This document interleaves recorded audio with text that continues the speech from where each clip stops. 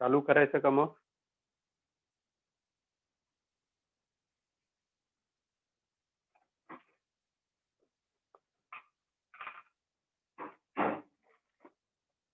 मला आता असं सांगा सगळ्यांनी, डीएनए बद्दल आपण काय काय शिकलो? काही आठवतं का तुम्हाला? काय काय शिकलो आपण आतापर्यंत? काय सांगू शकाल तुम्ही डीएनए बद्दल? कमॉन, विचार करा आणि पटपट पटपट आन्सर करा. काय सांगू शकाल तुम्ही? Double strand. Double stand DNA is double standard molecule. Okay, DNA काय सांगू शकाल? decides character. DNA synthesizes mRNA according to its own nucleotide, and it is also help in protein synthesis process. Very good, बरोबर, you R right. आणखी काही मुलांना काही सांगायचं आहे? Can you differentiate between DNA and RNA?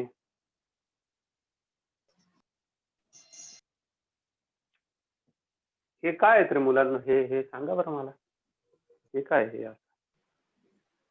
प्लाझ्मोडेस्माटा आहे का? क्या बात है, गुड, व्हेरी गुड. प्लाझ्मोडेस्माटा आहेत.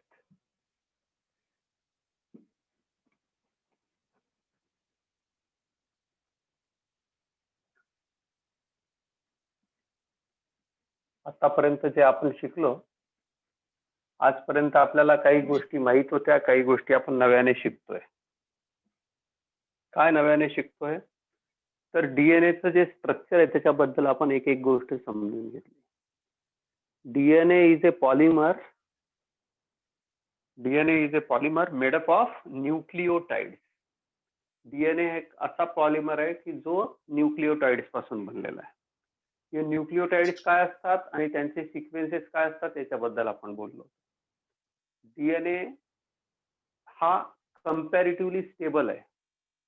आरएनए हा अनस्टेबल कंपाऊंड आहे, अनस्टेबल मॉलिक्यूल आहे. आणि आरएनए असं पॉलिमर आहे की जे एकदम एन्शंट एरापासून, ज्याला आपण म्हणू शकतो पृथ्वीवर ज्या वेळेला ऑर्गॅनिझम्स फॉर्म व्हायच्या, म्हणजे ऍक्च्युअली ज्यांना आता आपण ऑर्गॅनिझम ह्या कॅटेगरीमध्ये मोडतो किंवा हे करतो, काउंट करतो, त्याच्या आधीची जी गोष्ट आहे, असेल्युलर ऑर्गॅनिझम ज्यांना आपण म्हणू शकतो, तिथून RNA present. RNA highly unstable असल्यामुळे आणि आरएनए हा हायली रिॲक्टिव्ह असल्यामुळे काय झालं की त्याच्यामध्ये निरनिराळे स्ट्रक्चर्स बनत गेले. आजही सायंटिस्ट लोकांना एक्झॅक्ट सांगता येणार नाही की आजचे जे व्हायरसेस आहेत त्यांच्या आधी काय बनलं असेल. तर त्याच्यासाठी निरनिराळे मतप्रवाह आहेत. त्याच्यातले काही मतप्रवाह आहेत जे मतप्रवाह, याचा अर्थ काही ओपिनियन्स जे आहेत ते आपण इव्होल्युशन चॅप्टर मध्ये शिकणार. पण इतक्या प्रकारचे जेनेटिक मटेरियल बनले असावेत, निरनिराळ्या प्रकारचे ऑर्गॅनिझम्स त्या काळचे जे असतील असेल्युलर ते बनले असावेत, त्यांच्यानंतर आज जे आपल्याला दिसतात व्हायरसेस ते कसे तयार झाले असावेत, त्याच्याबद्दल निरनिराळ्या प्रकारचे अंदाज आडाखे बांधले गेले. आपल्याला त्याच्याशी काही काम नाही. पण एक गोष्ट लक्षात ठेवायची की अबाउट 1 बिलियन इयर ह्या सगळे चेंजेस होत राहिले. आणि जर आपण बोलायचं झालं तर पृथ्वीचा जन्म तसं बघायला झालं, पृथ्वी बिग बँग थिअरीची होती. बिग बँग तुम्ही ऐकलं असेल कदाचित, बिग बँग थिअरी बद्दल. महाविस्फोट असं मराठीत त्याचं भाषांतर, महाविस्फोट,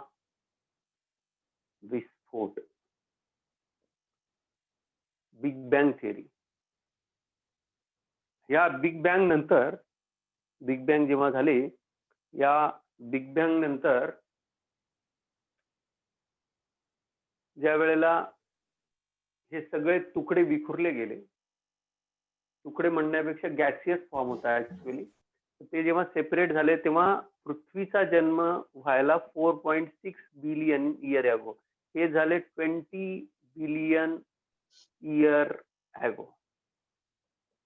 सायंटिस्ट लोकांनी जे सांगितलं तेच आपण सांगत असतो. बिग बँग जी होती ती झालेली आहे 20 बिलियन इयर ॲगो. 20 चा अर्थ होतो 2000 कोटी वर्ष. 2000 कोटी वर्षांपूर्वी ही झाली आणि 460 कोटी वर्षापूर्वी पृथ्वीचा जन्म झाला. त्याच्यानंतर जवळजवळ याला जर आपण असं मानलं 4.5 बिलियन इयर ॲगो, तर जवळजवळ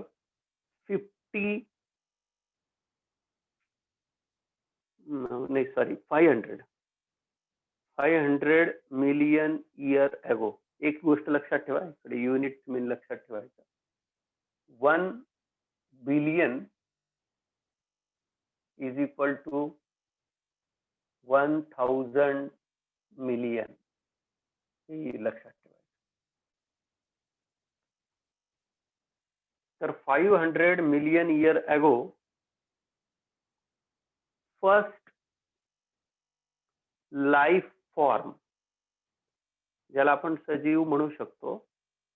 सजीव म्हणजे कुठला तरी ऑर्गॅनिझम, असेल्युलर सेल्युलर नंतरची चर्चा, पण हा अस्तित्वात आला असं NCERT मध्ये स्पष्ट दिलेलं आहे. म्हणजे पहिला जो लाईफ फॉर्म दिसला आपल्याला तर तो सर्वसाधारण कधी दिसला? 4 बिलियन इयर ॲगो. मात्र ज्या वेळेला ऍक्च्युअली ज्याला आपण आता सेल्स म्हणतो ते सेल्युलर ऑर्गॅनिझम दिसले 3 बिलियन इयर ॲगो. म्हणजेच याच्यात काय दिसतं आपल्याला की जवळजवळ 100 कोटी वर्षाचा हा गॅप आहे मधला. येत आहे का सगळ्यांच्या लक्षात? म्हणजे इथे लक्षात द्या 4 आणि 3 इथं क्लिअर कट किती आहे? 1000 मिलियन इयर, म्हणजेच 1 बिलियन इयरचा हा गॅप आहे. आणि याच्यानंतर सेल्युलर ऑर्गॅनिझम्स तयार झाले. हे सेल्युलर ऑर्गॅनिझम्स तयार झाले आणि यांच्यामध्ये वेळोवेळी टाइमली म्युटेशन्स होत गेले, चेंजेस होत गेले त्यांच्या डीएनएच्या सिक्वेन्समध्ये. काय सिक्वेन्स असतो तो आपण आता शिकणार आहोत. तर त्याच्यामध्ये चेंजेस होत गेले आणि चेंजेस होता होता होता डिफरंट लाईफ फॉर्म्स तयार झाले असं आजच्या निर्णय सायंटिस्ट लोकांचं म्हणणं आहे. आणि त्याच्यानंतर ह्या सगळ्या म्हणजे जोपर्यंत जेनेटिक मटेरियल स्टेबल नव्हतं, जोपर्यंत त्याच्यामध्ये प्रॉपर इव्होल्युशन होऊन स्टेबल जेनेटिक मटेरियल आलं नाही म्हणजे लाईक डीएनए, तोपर्यंत फारसे लाईफ फॉर्म्स चेंज झाले नाहीत. तोपर्यंत एकाच टाईपचे लाईफ फॉर्म्स बनत राहिले. आणि नंतर हळूहळू हळूहळू चेंज होता होता होता होता अशी परिस्थिती आली की मग मात्र लाईफ फॉर्म जे होते ते स्टेबल होत गेले आणि त्यांच्यामध्ये निरनिराळ्या व्हरायटीज होत गेल्या आणि गरजेनुसार चेंजेस होत गेले. ज्या ज्या एरियामध्ये जो ऑर्गॅनिझम होता त्याला त्या ठिकाणी राहण्यासाठी, अडॅप्ट होण्यासाठी त्याच्या बॉडीमध्ये काही चेंजेस झाले. जे चेंजेस झाले ते कायमचे झाले. असं नाही की ह्या पर्टिक्युलर सिच्युएशन पुरता चेंज झाला. तो इनहेरिटेबल चेंज झाला, म्हणजे तो एका पिढीतनं पुढच्या पिढीमध्ये जाऊ शकेल असा चेंज झाला. तर आपण येतोय आपल्या टॉपिकवर. आपण शिकत होतो काल की डीएनएचे जे न्यूक्लिओटाइड्स आहेत, या न्यूक्लिओटाइड्स मध्ये 3 कंपोनंट असतात. पहिलं असतं कंपोनंट्स, मी हेडिंग देतो, कंपोनंट्स ऑफ न्यूक्लिओटाइड.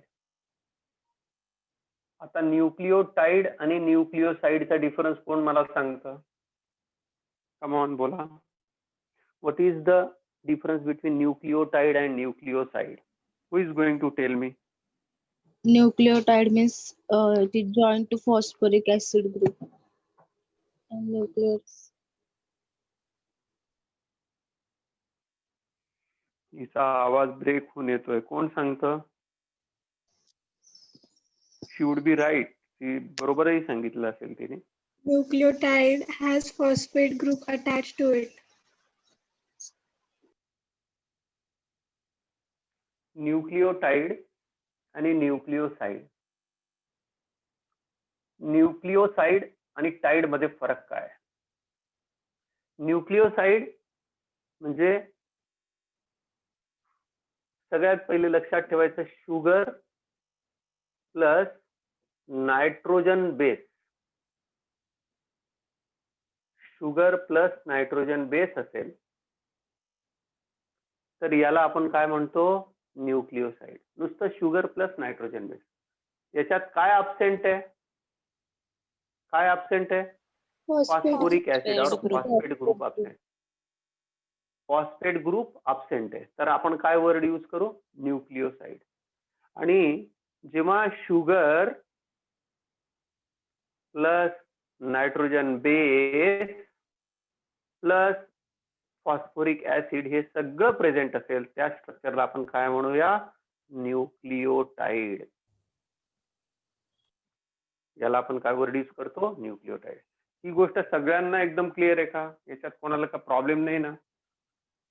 तर ना हा बेस आहे बेटा. हा जर बेस तुमचा क्लिअर असेल तर आपण पुढे जाऊ शकतो. Come on. याच्यात कोणाला प्रॉब्लेम नाही ना?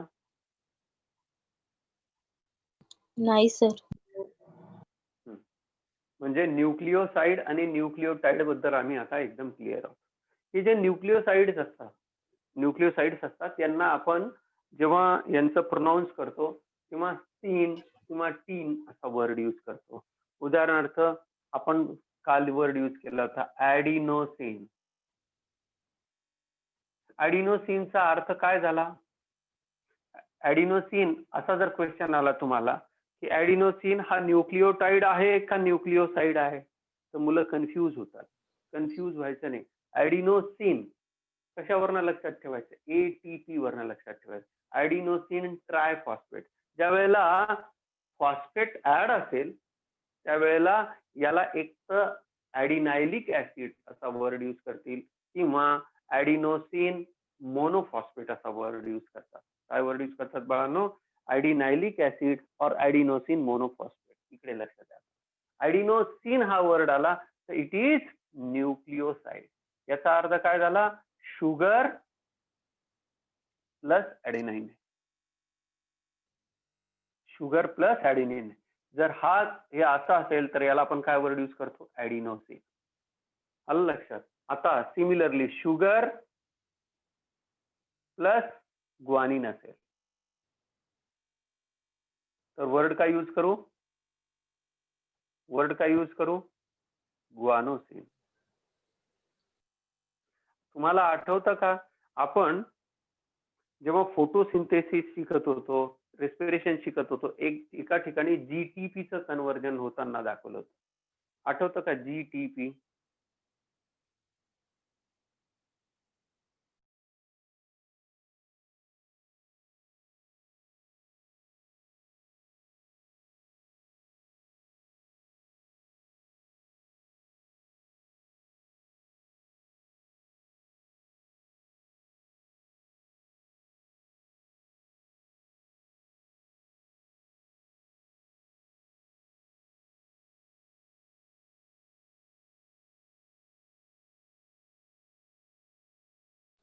आवाज नाही येते. सर माइक ऑफ आहे तुमचा. सर म्यूट आहे तुम्ही.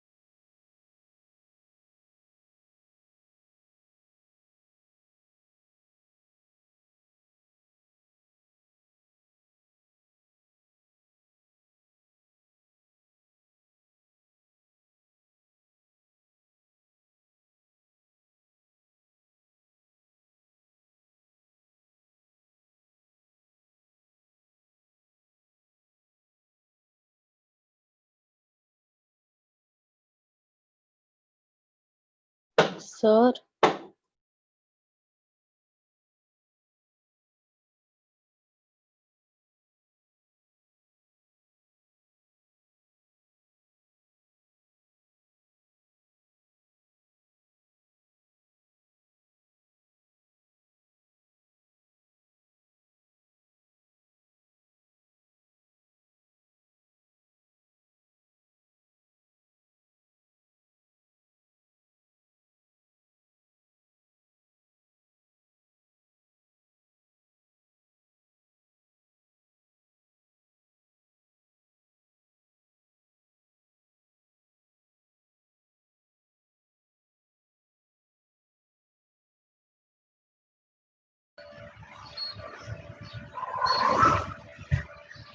झाला का माईक ऑन झाला? हो. आता झाला का माईक ऑन? Yes. हो सर. चालेल चालेल. हे तुम्हाला ऍड करता करता कधी कधी गोंधळ होतो.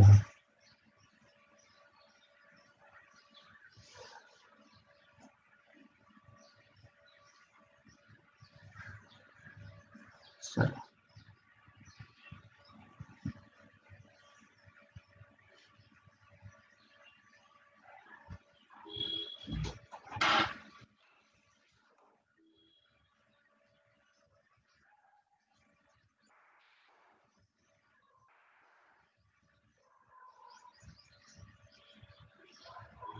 चला जास्त इको आला तर मला सांगा, कारण मला आवाज येतो इको सारखा. हो सर, बरोबर आहे का? आवाज येतोय. तसंच येतोय. हो डबल सर. येतोय ना? माझ्या मते इथं डबल झालेलं आहे.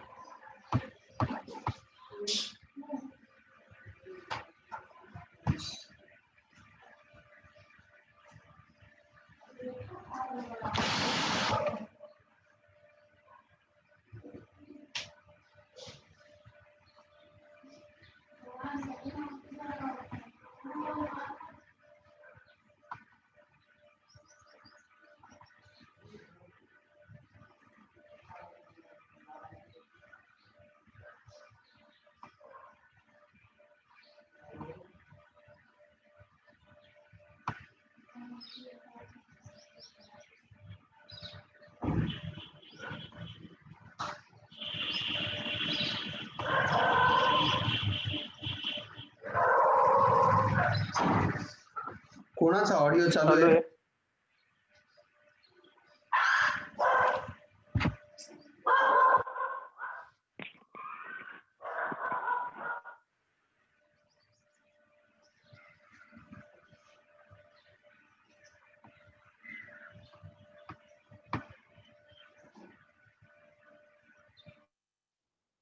झाला का कमी आता?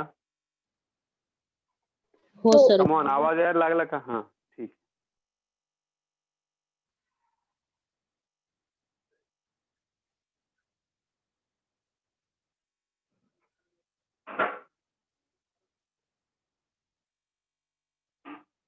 चला,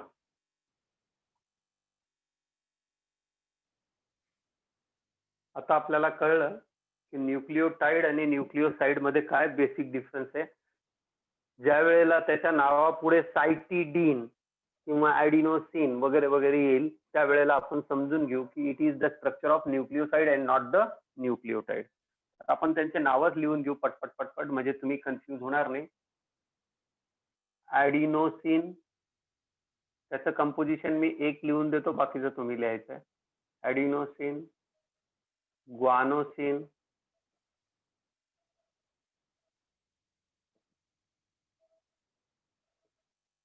थायमिडीन,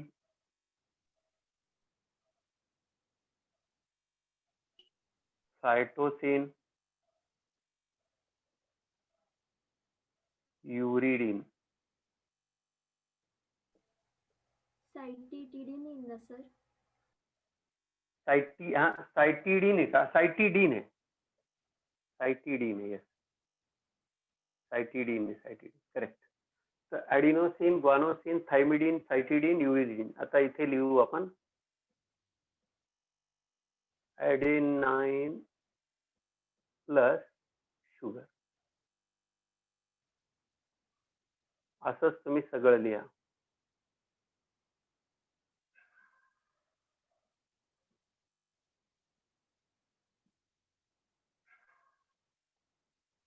प्लस नायट्रोजन तर बेस. तुम्हाला इथे ग्वानाइन येईल. आता मला एक गोष्ट अशी सांगायची की तुम्हाला याच्यात असा क्वेश्चन विचारला जाऊ शकतो, कोणकोणते प्युरिन्स असतात आणि कोणकोणते पायरिमिडिन्स असतात.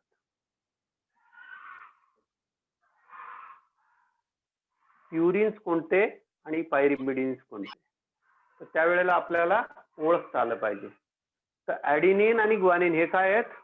Purines. Adenine and guanines are purines. Purines बद्दल काय सांगू शकाल तुम्ही? Double ring compound with 4 nitrogen. Double ring compound असतात. किती नायट्रोजन? Yes, very good. म्हणजे प्युरिन्स कडे काय असतात? 4 नायट्रोजन आणि डबल रिंग कंपाऊंड.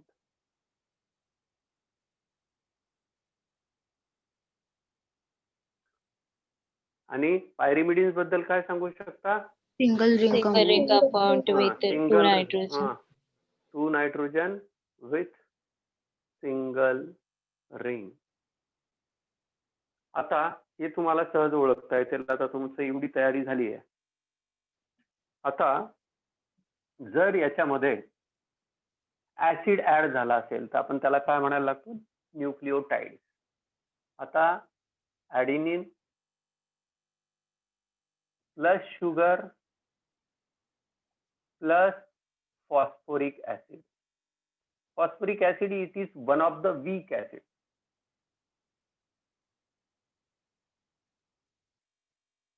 आता adenine plus sugar plus phosphoric acid याला आपण काय म्हणू? 1 न्यूक्लिओटाइड. पण याला जर आपल्या केमिस्ट्रीच्या लँग्वेज मध्ये लिहायचं असेल तर काय लिहू? ॲडेनायलिक ऍसिड. याला काय वर्ड यूज करतो आपण? ॲडेनायलिक ऍसिड और ॲडिनायलेट. काय वर्ड यूज करतो? ॲडिनायलिक ऍसिड और ॲडिनायलेट. आणि याला दुसरं एक नाव काय लिहू शकतो? याला दुसरं एक नाव देऊ शकतो ॲडिनोसिन 5 मोनोफॉस्फेट.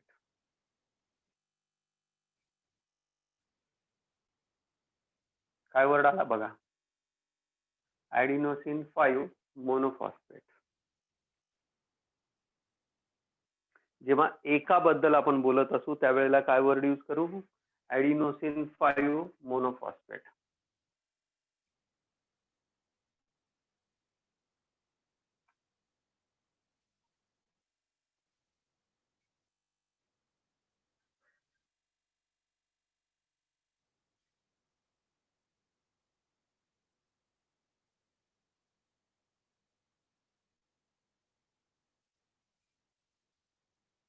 ठीक आहे, हे कळलं का?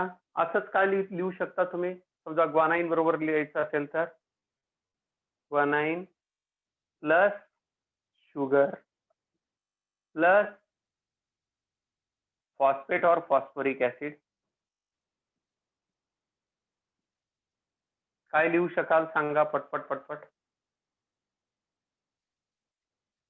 बोला. कावेरी प्रभा. Guanilic acid.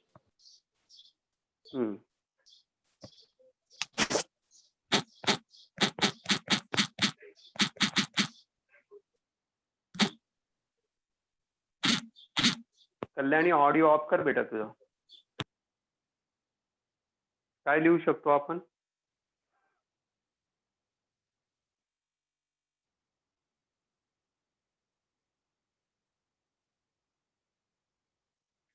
एका माझ्याकडे एक बुक आहे, त्या बुक मध्ये फार छान दिलेलं आहे सगळं.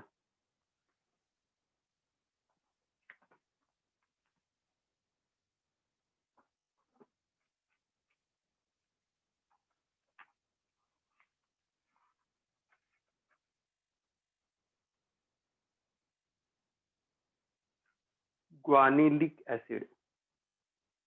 ग्वानिलिक ऍसिड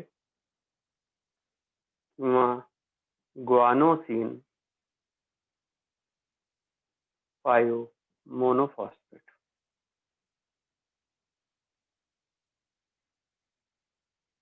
हा 5 नाही लिहिला तरी चालेल.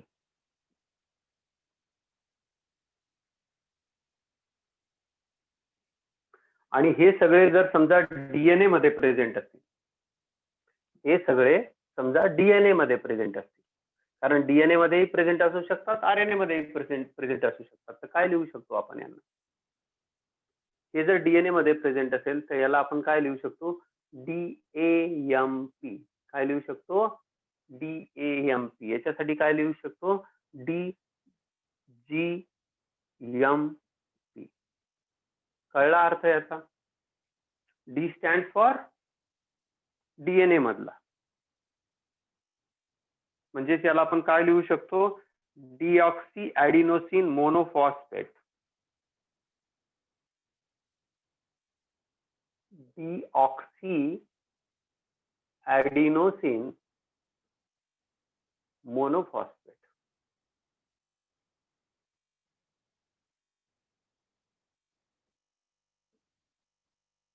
अशाच पद्धतीने सगळे येईल. DAMP, DGMP, DCMP, DTMP.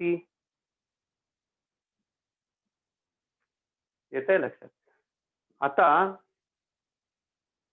याच्यामध्ये समजा जर DUMP आला तर हा न्यूक्लिओटाइड तुम्हाला कुठे पाहायला मिळेल? सॉरी, आर येईल.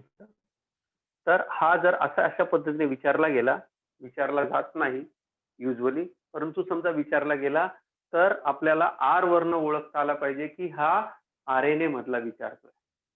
काय आलं पाहिजे आपल्याला लक्षात? हे आरएनए मधला विचारतोय. आणि हे जर डी इनिशियली लिहिलं असेल तर हे प्रत्येक वेळेला रिप्रेझेंट करतं ते डिऑक्सी बद्दल बोललं जातं. लिहा सगळ्यांनी याचे लॉंग फॉर्म्स प्रॉपर.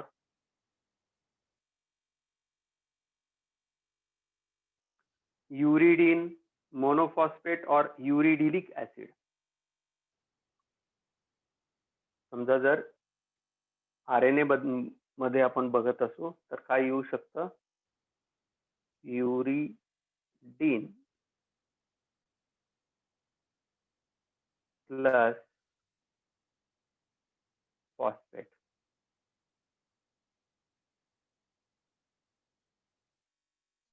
तर इथे येईल आपलं यूरिडिलिक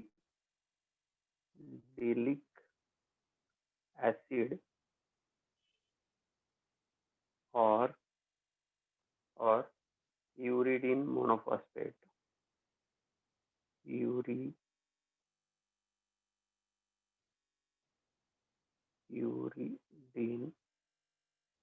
एवढंच येईल. Uridine monophosphate.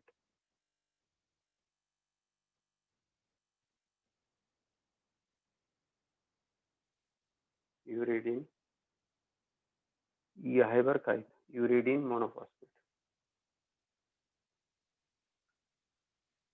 आता सगळे लिहिता येतील का तुम्हाला? काही लिहून देऊ सगळे? बोला बरं, सगळे लिहिता येतील का? Come on.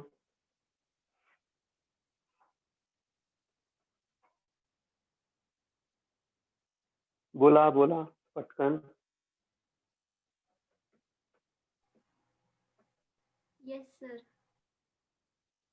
सगळ्यांना लिहिता येतील? त्याचे फुल फॉर्म्स लिहायचे फक्त. DAMP, DGMP, DCMP, DTMP हे सगळे. ठीक आहे. Yes sir.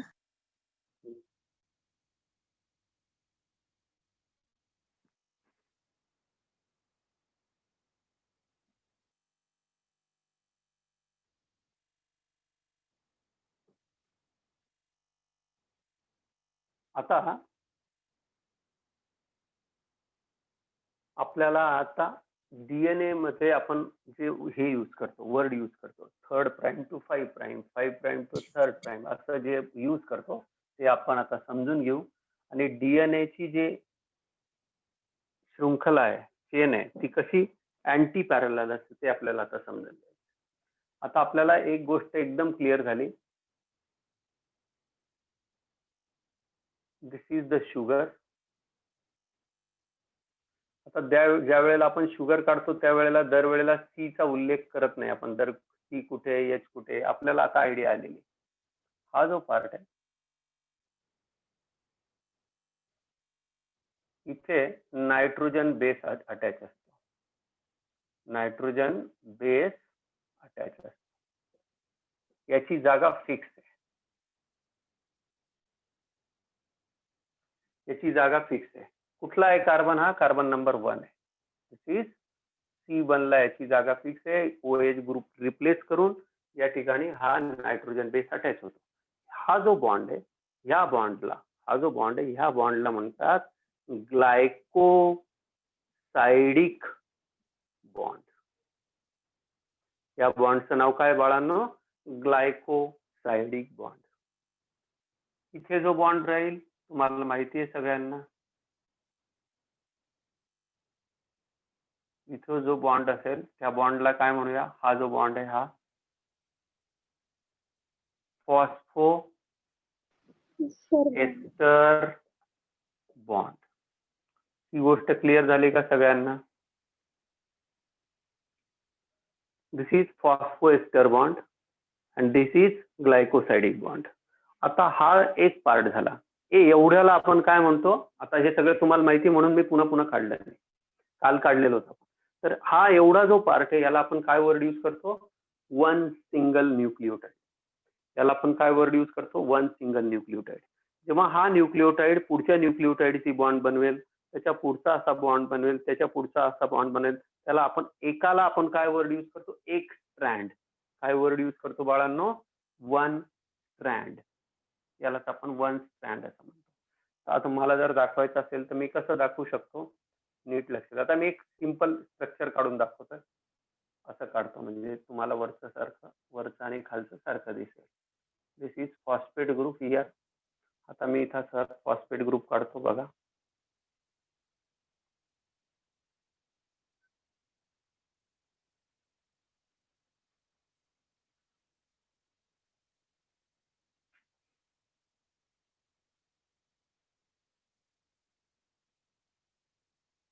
नीट लक्ष द्या.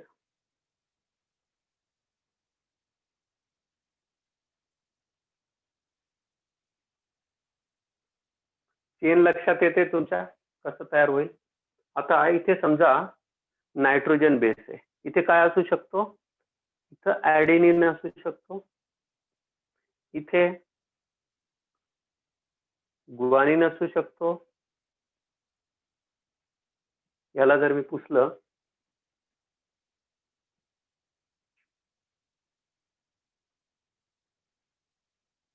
थायमाइन असू शकतो.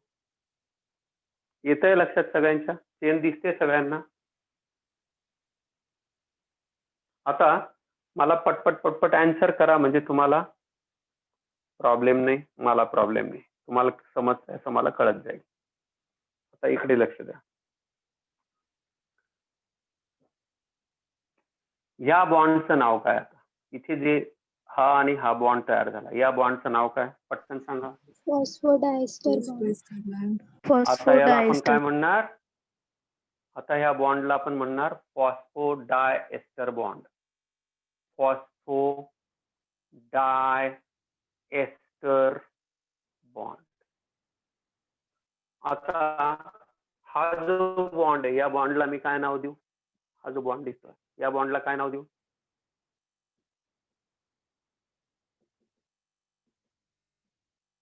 दिस इज ग्लायकोसाइडिक बॉन्ड. दोन बॉन्डने दोन स्ट्रक्चर्स जॉईन झालेले आहेत. पहिलं जे स्ट्रक्चर आहे that is joined by phosphorus or phosphate group joins with sugar, it is called as phosphoester bond. आणि ज्या वेळेला असं दोन शुगर त्याच्याने जोडल्या जात असतील त्यामुळे त्याला आपण वर्ड यूज करतो फॉस्फोडायएस्टर बॉन्ड. आता हा बॉन्ड समजला. हे जे बॉन्ड असतील ज्याच्यामधून नायट्रोजन बेस, हा नायट्रोजन बेस जो आहे हा नायट्रोजन बेस शुगरशी जॉईन झालेला असेल that is called as glycosidic bond. आता हे झालं डीएनएची एक चेन किंवा एक बाजू झाली. आता याला नीट ऑब्झर्व करा सगळ्यांनी, एकदम काळजीपूर्वक ऑब्झर्व करा. आता याच्यात नंबरिंग जी आहे, ज्याला नंबरिंग समजलं त्याला पुढचं सगळं समजत जाईल. नीट लक्ष द्या. आता मी आता इथे लिहिलं बरोबर, this is carbon number 1, this is carbon number 2, this is carbon number 3, this is carbon number 4 आणि नॅचरली इथं काय येईल, दिस इज कार्बन नंबर 5. या एंडला आपण काय वर्ड यूज करतो, 5 प्राईम एंड. याला वर्ड, ह्या इकडच्या एंडला काय वर्ड यूज करतो, 5 असं शॉर्ट मध्ये असं लिहितो. आणि याला डिस्क्राईब करताना, वाचताना असं लिहितो, याला आपण म्हणतो 5 प्राईम एंड. याला आपण काय म्हणतो बाळांनो, 5 प्राईम एंड. सिमिलरली आता तुम्ही मला सांगा याचा ऑब्झर्वेशन, ह्या एवढ्याशा छोट्याशा चेनचं ऑब्झर्वेशन करा. आता पुन्हा मोजू, carbon number 1, carbon number 2, carbon number 3, carbon number 4, carbon number 5. इथे 5वा अटॅच आहे. आता कुठला फ्री आहे विचारला तर काय येईल,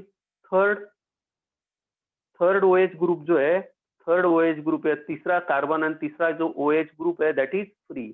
म्हणून ह्या चेनला आपण इथं खालचा जो एंड असेल याला काय म्हणू, 3 प्राईम और थर्ड प्राईम. याला काय वर्ड यूज करू, 3 प्राईम और थर्ड प्राईम. आणि त्याला लिहिताना असं लिहिणार बघा, सिम्बॉलिक कसं लिहितो आपण, दिस इज थर्ड प्राईम. आणि म्हणून याला आपण लिहिताना इथे कसं लिहिणार, third prime end, third prime end. एवढं कळलं का सांगा. 5 प्राईम थर्ड प्राईम मधला फरक समजला का. याला थर्ड प्राईम का म्हणायचं, याला 5 प्राईम. सगळ्यांना क्लिअर आहे का एवढं, याच्यात कोणाला प्रॉब्लेम आहे का, गीत काय आहे का आज, बोला.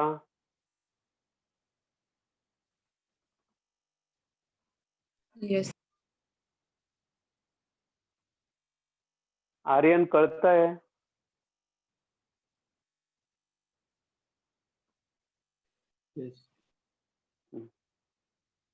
राधिका आहे का आज, राधिका हो सर. कळतंय तुला, थर्ड प्राईम 5 प्राईम काही प्रॉब्लेम नाही. हो समजतंय सर. ओके. विक्लिफ फार छान मेसेज पाठवतो. विक्लिफने सांगितलं, अंडरस्टूड, नो प्रॉब्लेम. बरं, याच्यात कोणाला काही प्रॉब्लेम नाहीये बरोबर. आता नीट लक्ष द्या, आता नीट लक्ष द्या. ही जी चेन आहे, ही जी चेन आहे याच्या एक्झॅक्टली अपोजिट म्हणजे हिला जॉईन करणारी दुसरी एक चेन असेल तरच आपण डबल स्टँडर्ड म्हणू ना. डीएनए ला आपण काय म्हणतो, डीएनए इज डबल स्टँडर्ड. पण डबल स्टँडर्डचा अर्थ काय झाला, डबल स्टँडचा अर्थ झाला एक स्टँड असा रन करतोय, दुसरा स्टँड त्याच्या एक्झॅक्टली अपोजिट रन करतोय. पण तो कसा असतो, डीएनए इज अँटी पॅरलल. कसा असतो बाळांनो, DNA is anti parallel. DNA is anti parallel. आता इथं वर्ड कोणता वर्ड इम्पॉर्टंट आहे, अँटी वर्ड इम्पॉर्टंट आहे. वर्ड कोणता इम्पॉर्टंट आहे, अँटी. अँटी शब्दाचा अर्थ काय झाला, अपोजिट. म्हणजे जर समजा हे असं स्ट्रक्चर राहिलं असतं, नीट लक्ष द्या, हे असं स्ट्रक्चर राहिलं असतं आणि इथे नायट्रोजन बेस असे जॉईन झाले असते तर, आणि असं स्ट्रक्चर कंटिन्यू राहिलं असतं, असं स्ट्रक्चर कंटिन्यू राहिलं असतं. समजलं.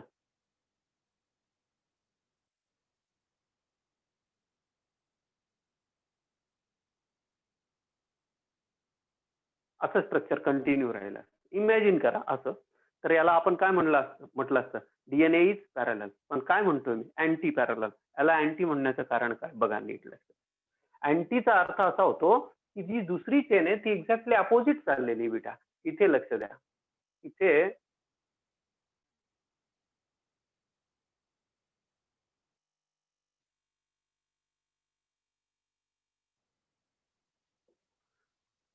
आता असं का लिहिलं ते पण सांगतो तुम्हाला.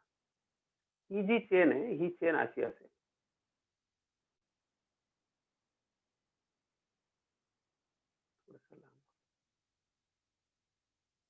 मला माहिती आहे तुम्हाला काढायला सुरुवातीला त्रास होईल याचा. थोडं प्रॅक्टिसचं काम असतं. आणखी खाली.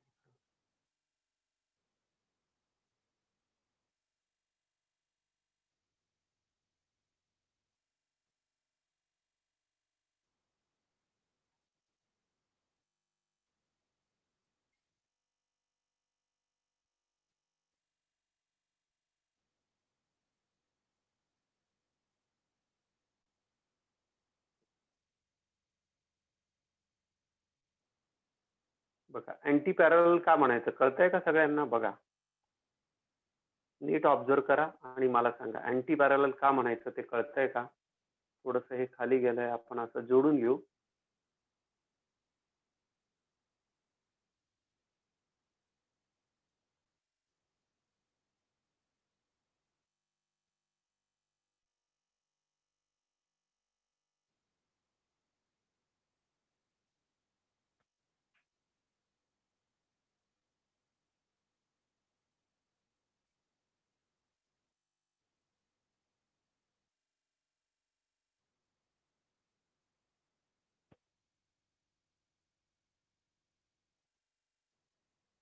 आता दिसतंय का सगळ्यांना?